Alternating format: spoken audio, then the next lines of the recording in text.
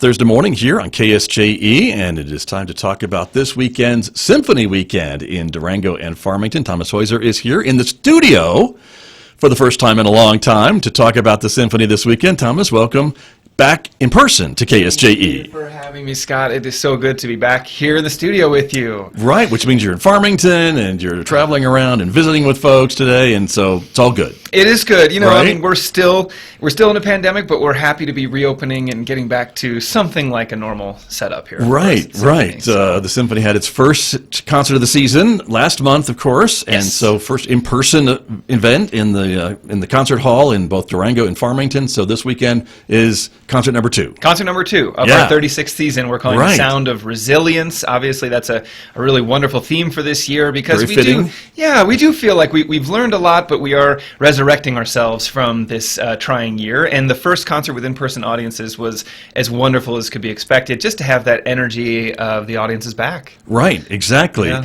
Smaller orchestra, of course, due to safety and other reasons, but still, I think, very energetic, very enthusiastic, and I think they were excited to be back on stage, just like the audience was excited to be back listening to them in person. It certainly felt that way. I think the musicians are so thrilled to be back on stage together. It really felt like something of a family reunion, and the orchestra is a little smaller, as you mentioned, so we can create a little better distancing, and we weren't entirely sure how the budget was going to pan out and that kind of thing, but we are just excited to be performing again, and as a full symphony orchestra. It is a full band. Right. Yeah. True. And it sounds like it, full band. I mean, it does. It definitely fills the hall. Exactly. That full, rich sound of the symphony, it's wonderful to have it back in our lives again. Exactly. So, and I want to talk about this weekend's concerts, but I also want to remind folks that there is an online option still for folks who maybe don't feel comfortable coming back to the concert hall or live outside of the Four Corners area but still have become fans of the symphony over the last 18 months. That's exactly right. So we have a bigger audience than ever now, technically, because we're in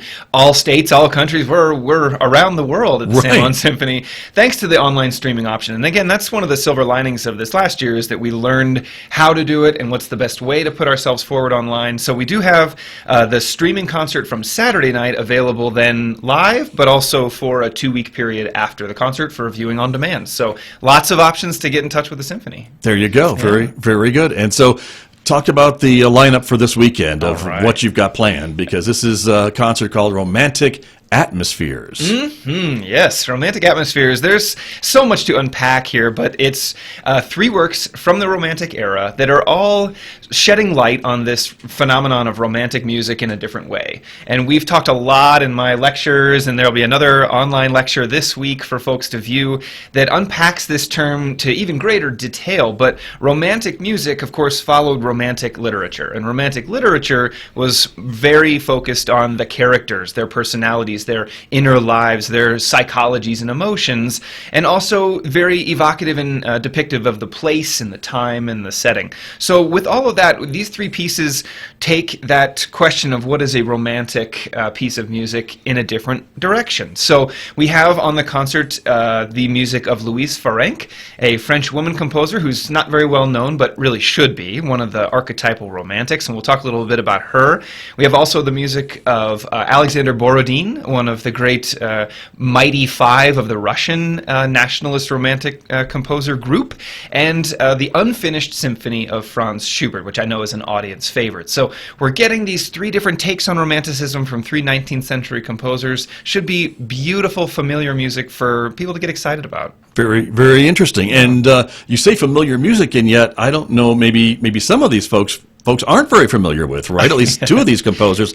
I was not, but that's just me. Oh, and you are a very well-versed music I don't know lover. About that, but I try. That's the beauty of the symphony, of course, is that we have this opportunity to both delve into what we love and know, and also to expand the palette a little bit. So, yeah, I would say Louise Farrenc is probably the least well-known of these composers. She was born in 1804 in Paris, grew up in a very prestigious sort of artist commune environment, and had great training early on. As a 15-year-old, she was already at the Paris Conservatory and made an incredible name for herself as a performer. In the 1840s, she was made a professor at the Paris Conservatory, and actually was the first female instrumental instructor to be named a professor there, and actually the first woman to gain equal pay for her work at the conservatory. In the 19th century, this was a big deal. I was going to say. Paid equal pay as her male counterparts. So go Even Louise. to have a woman with a career or some type of job outside the home seemed like it was very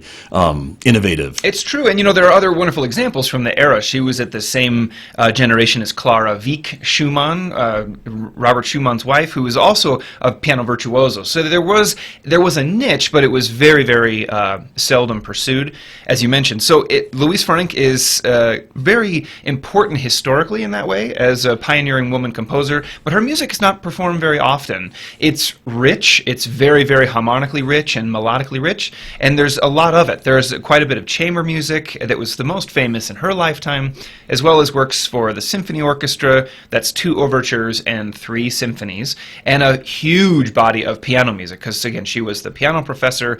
There are etudes, sonatas, just quite a lot of beautiful music, and again, not all of it performed or even recorded, so some of it is still being discovered, as is the case of this overture number 1 that we will play this weekend. We are excited to have this dark and brooding overture by Louise Farinck to get us started. One of the ways that Romantic composers manifested this idea of the inner strife of the protagonist and the individual was to get into the darker side of human emotion. And I think Louise Farinck in this overture does that beautifully in a way that harkens to some of her contemporaries like Felix Mendelssohn and even Franz Schubert in a way. It's a very Schubertian style.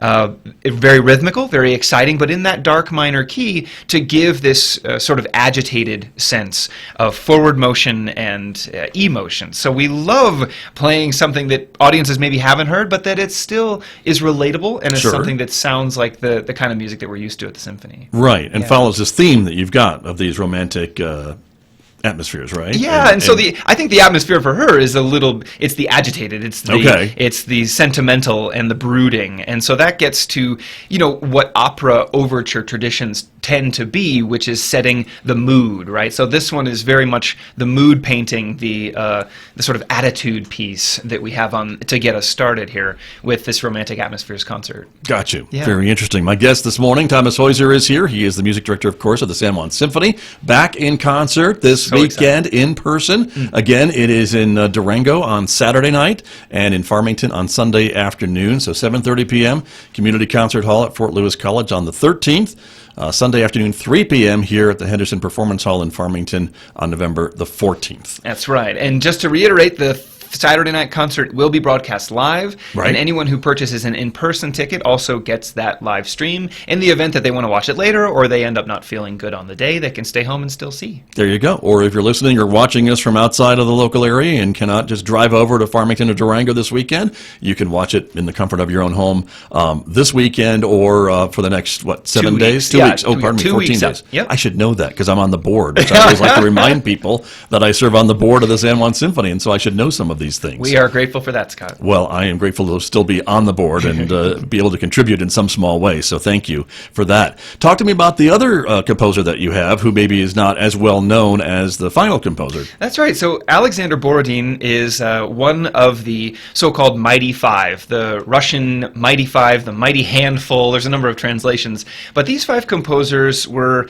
really 19th century trendsetters who wanted their music to be relatable to common Russian themes, folklore, folk tunes, hymns, this kind of music that was very much widely heard and widely appreciated in Russian culture. And the idea for them was to get away from what other Romantic composers of the time, like Robert Schumann, were doing, which was to get away from these formal symphonies and sonatas and write music that they called programmatic. Now, this was the great debate in the 19th century Romantic era. Is my piece a symphony or is it a romantic tone poem?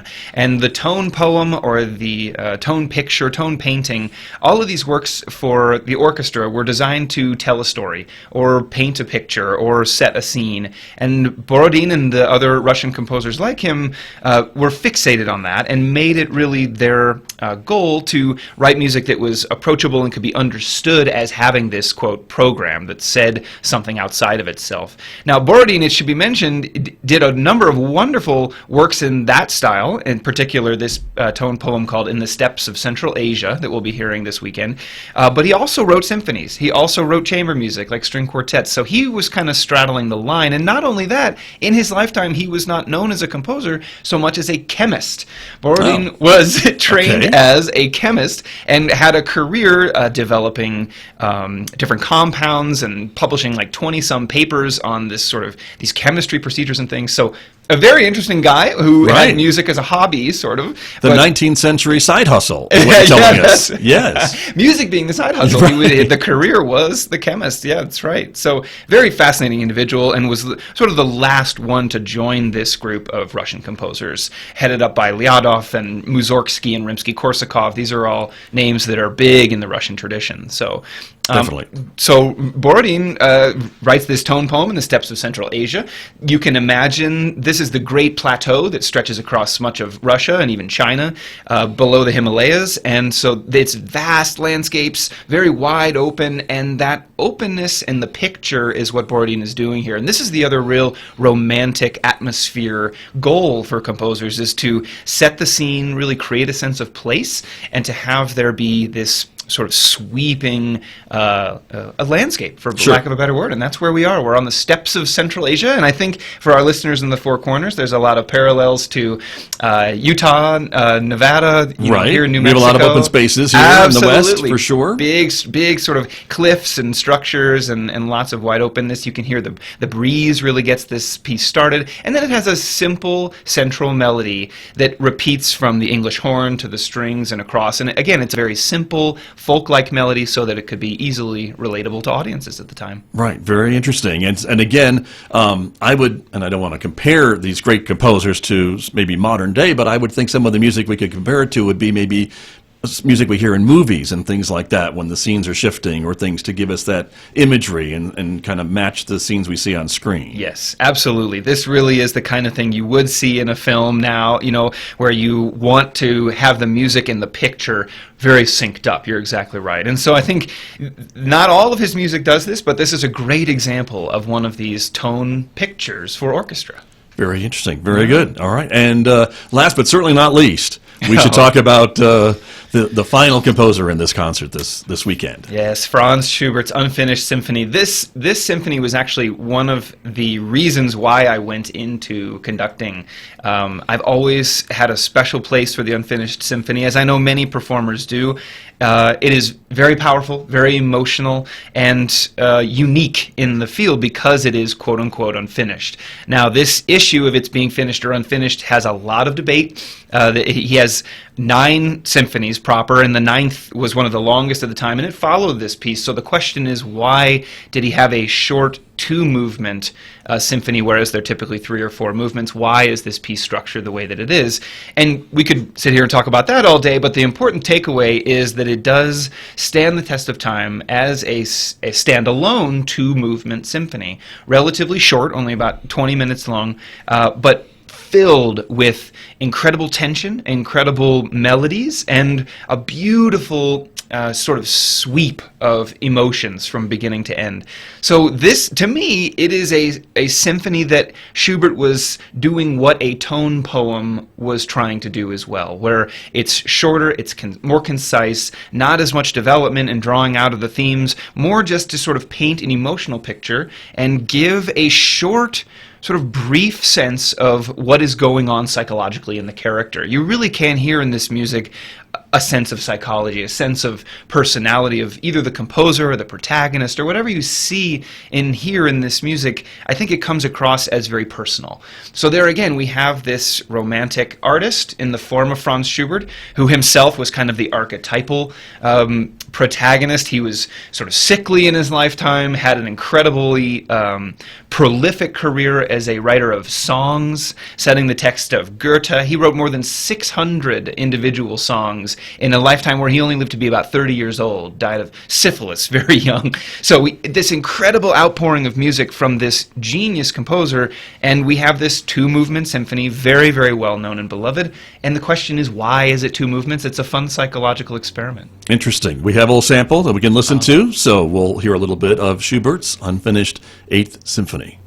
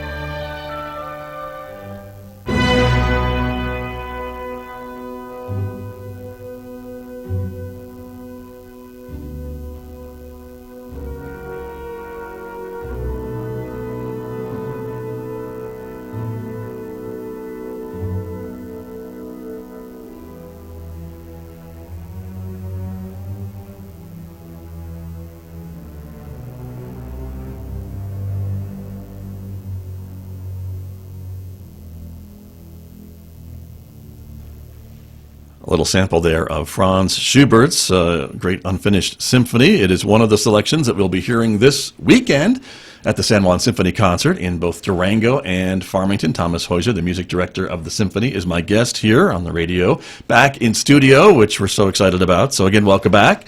Good to have you here. Thanks and for so having me. you were, we heard some of that great brooding Schubert composition there, and as we were talking during that piece, he died very young. That's right. Yeah, only lived to be about 31, 32 years Right. old. It's very tragic, and the amount of music that he was able to produce in his short life is really what blows me away about Schubert. I mean, you can look at these 9 symphonies, you can look at the sets of songs, the chamber music, all of it extremely well crafted and profound. Some of the piano sonatas are truly unbelievable. Schumann spoke of his heavenly length, and I think you hear, now that's a contrast to the unfinished symphony, and Right. the heavenly shortness, very Right. brief. But there's something about the way that he's able to spin off these melodies, even in the instrumental music, like the unfinished symphony. You can tell he's a wonderful lyricist, and that was part of his training. Was as a singer, as a young person, was apparently well lauded as a singer. Studied music with Antonio Salieri, the great Viennese composer.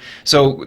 A great background, but an all too short life. Right. And he lived early in this period that we are talking about, that you were talking about. I'm just nodding my head, agreeing with you. But this Romantic era, right? Because he kind of straddles the classical era and the Romantic era, as you told me. Exactly right, yeah. So 1797 is when he's born, and so in that short life, he really is a part of that transformation between the classical aesthetic and the Romantic. And he's one of the composers who really tries to delve into the depths of the human condition, the psychology that we're talking about, and as others were as well. Beethoven, other composers of the time, really did try to make more out of the music than just the notes. And so when we're listening to Schubert, I think, especially the unfinished symphony, there is just a palpable sense of character and mood, and really very often a dark mood.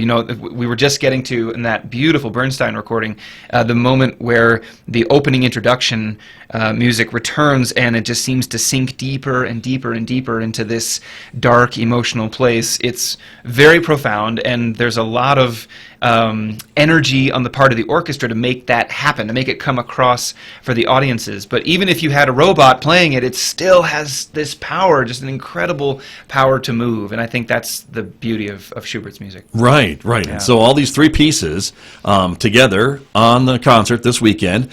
We've seen the first concert was somewhat shorter, maybe with no intermission. Is that the plan for this weekend as well? It is. That's still our format for this. At this point, Yes. I think we'll get back to the socializing and intermission and all of those things that we also love about the symphony. Right. We'll get there. I Sure. think we're just still in this transition period, and we appreciate everybody's patience with that, because we know it's not the usual symphony setup. But yes, these 3 works are relatively short, and in about an hour's time, you'll get this wonderful view of Romanticism from these 3 different perspectives. And again, I think that provides a wonderful cohesiveness to our concerts, and will send people out the door without unnecessary gatherings in the restrooms and things like that, as we're still grappling with this pandemic. Right. So. There you go. And the other 2 we were talking to during the piece, that both of us seem to think that this is the first time that maybe the San Juan Symphony has performed a Ferenc piece or a Borodin piece. I think so. I mean, I think Borodin's slightly more well-known, most certainly the first time for Louis Ferenc. So that's a wonderful feature. Again, we're trying to always mix it up, and I think that makes it pretty exciting. Right. Very true. Well, and we thank you for bringing that to us, and the musicians, I think, too, to make them maybe challenged as to playing these different pieces, and to add it to their repertoires as well. Absolutely. And we had, for example, the last concert, Beethoven next to Adolphus Hailstork. It's probably the first time some of our musicians have had a chance to play that, and audiences to hear it. It helps. It helps us not just broaden our perspective, but also further our appreciation for the composers that make up the canon of the repertoire. So it's so important to have that diversity, and Louis Ferenc, I mean, there's more music to explore yet. Again, 3 great symphonies. I just performed the 2nd symphony with my orchestra in Idaho Falls. Just loving it. I'm really loving her music right now, and excited to share it. Very exciting. And I would say for folks who are listening and watching us this morning, Thomas, is like, well, it's the San Juan Symphony, it's classical music. I've heard all the classical music there is to hear. the answer would be no, you haven't, and it hasn't been performed yet either locally. Right. Yeah. And here's more opportunities to maybe find a piece that you love or your new favorite piece of classical music or whatever the case may be. Right, and I think that's what's so fun is that we always have a chance to welcome not just new composers but new audiences. And I would always advocate for people coming and giving the San Juan Symphony a try, because it really gives us an opportunity to branch out into the community, meet more folks who may not have experienced a symphony before. I always say it's babysitter worthy. For those of you who have young people at home who would like to make a night on the town, the symphony is the place to do that. And it's always, in my mind, important to program music that will be well received, well liked, and have that emotional content that will connect with people. So while it is off the beaten path oftentimes, there's still, for me, the emotional and the human connection that we're striving to get at the orchestra. So. Very, very true. And as much as I love the term babysitter worthy, now with the online option, you don't even need to pay for a babysitter. You can actually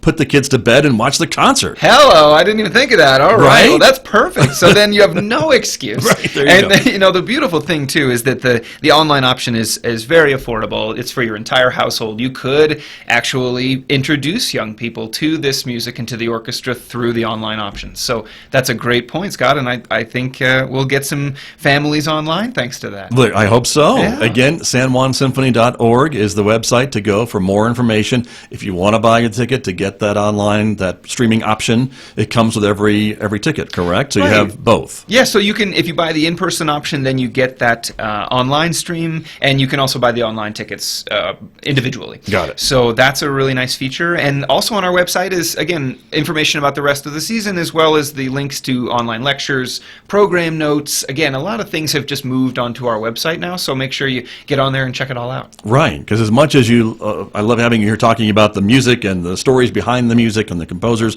you do another kind of pre-concert talk. Of course, you'll do that again in Durango this week, and again in Farmington right before the concert, right? You're still planning to do that. That's right, yeah. So we have a musically speaking lecture series, and that'll be online. Again, we've just sort of moved that online. It's part of the new normal. And then here in Farmington, we are continuing the tradition of having a 1 hour before the concert preview, just a short preview where I get a chance to say hello to audiences. It was so nice to have our first one back after 20 months this last concert go around, and we'll be doing that again this time. So wonderful opportunity. Just come an hour ahead of the concert to Henderson Hall Performing Arts Center here at San Juan College, and we'll see you in one of the side rooms for that pre-concert lecture. There you go. 2 p.m. then on Sunday, November 14th, in the 9,000 rooms here at the Henderson Performance Hall for that pre-concert talk and getting kind of the inside scoop from the one and only Thomas Heuser about the music we're about to hear at the concert. And then the concert will be at 3 p.m. on Sunday the 14th,